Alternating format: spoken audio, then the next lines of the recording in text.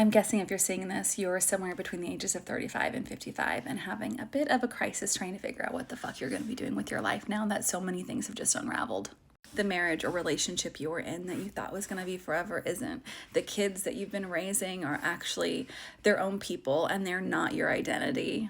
Maybe you've been spending a lot of your time staying at home or putting aside your career and just doing a job because you need to just do a thing, even though it's not your passion, your truest calling, your purpose. And now you're sitting here a few weeks before Christmas. Another year has passed and you're wondering, when is it going to be different? I don't have an easy answer for you. There's no magic potion that you can take that is going to solve the stirrings in your heart, because they got to stir a little bit more. If you don't have a hell yes to any of the next step, maybe it's not time yet to take a step. Maybe it's time to pause and to listen and hear yourself think. What do you want? When you look at the future, when you look at 2026, and don't get too far, because that's where we start getting messed up.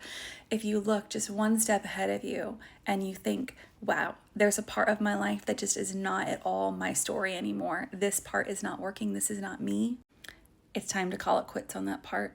Not quitting because you're a failure, quitting because you're remembering and you're knowing, actually, the life you're living is so precious. And whatever move you make next, whatever next step you take, do it from a place of knowing that what you desire and you long for in this life matters just as much as anybody else's, as much as your partner and your kids and your family.